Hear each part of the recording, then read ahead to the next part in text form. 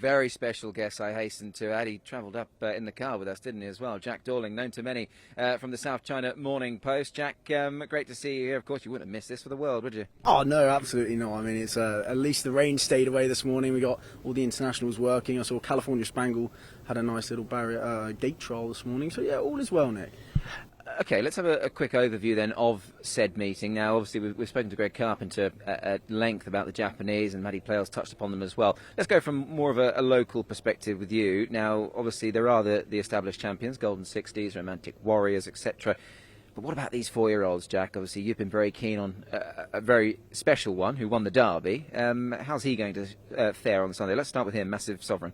I tell you what, I mean, he's danced every dance so far on his 2 starts in Hong Kong, hasn't he? He couldn't have been any more impressive over the 2,000 metres on his debut, and then did the exact same again in the Derby. I mean, the turn of foot that he showed, I don't think the ground will be too much of an issue. If you look at him trial at Happy Valley last week, I mean, he looked to thrive underground, which was probably good to yielding on the day on the inside there under a strong hold from Zach Person. He really does have the world at his feet, doesn't he? I mean, if you look at his upward curve, I mean, the ceiling, of course, probably won't be reached for him for probably another season, really. I mean, he's got a lot on his table, especially in the ratings with Romantic Warrior, but I hope we see a good account from him. I think he's got a huge place chance if he does try and turn the tables for Romantic Warrior. I think every drop of rain will be probably a benefit for him. Of course, uncharted territory for Romantic Warrior, but I'd love to see Massive Sovereign run a huge race come Sunday.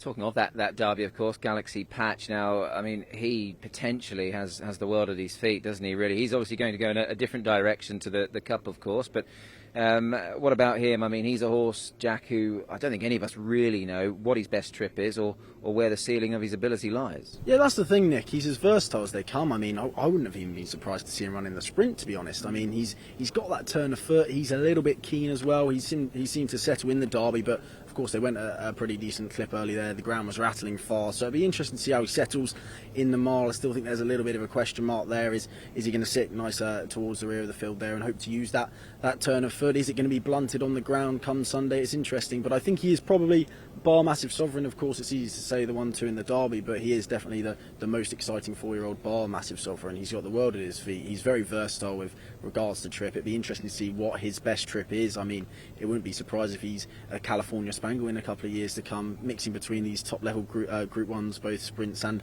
mile races. So hey, he's a very exciting horse. The owners want to dance every dance with him as well, so I think he's got a very exciting future. He certainly does, for sure. Obviously, let's wind the clock back to December now. It was one of those days where it was sort of, I was there when it came to Golden 60.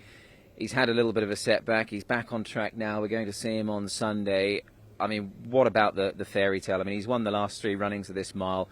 He's an absolute superstar. How much are you looking forward to seeing him? Oh, massively so, especially the prospect that it could potentially be the last time we do see Golden 60. Of course, we're unsure whether it is going to be the last time we do see him, but let's hope he bows out in some style if it is the last time. I to be honest, I don't think the ground's going to be too testing come Sunday. I know there's been a lot of rain about, but hopefully that stays away over the next few days, keeping my fingers crossed there. But he's got Voyage Bubble to contend with. He's got a couple of the Japanese as well in there, but look, he's so versatile. The way he sprinted clear in December, it was for me it was probably his most impressive performance, especially the fact that he was coming after a layoff as well, after a freshen up as an 8-year-old. Yes, he's coming back from a slight setback, but when you saw that turn of foot in his latest trial as well. So all being well, he goes and does it in good style, and Voyage Bubble will hopefully be trailing in second.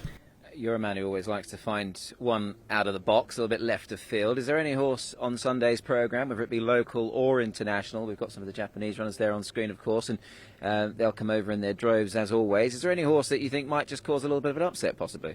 I think Brave Emperor's probably, I think he'll probably be around a $20 chance come Sunday, and although he has a lot to find, he's a very tactically versatile horse, which I think is so useful over in Hong Kong. Luke Morris will be able to pop out the gates depending on where he draws. He can sit towards the front of the field or sit a little bit more towards the rear of the field. I mean, at Doha last time out, the form probably hasn't worked out too well with Real World and Cairo being beaten quite comfortably at Meydan last time, but again, I think soft ground won't be an issue. His career best performance was on heavy ground in the San Siro in Italy. He's a globe-trotting, not perhaps a superstar just yet, but I think he's one with hopefully a little bit of progress to come, so hopefully he can grab a place in the mile. Yeah, he's probably got more stamps in his passport than you and I. Jack, thanks for chatting to us. Enjoy the rest of your week and enjoy Sunday, and I'm sure you will. Thanks, Nick.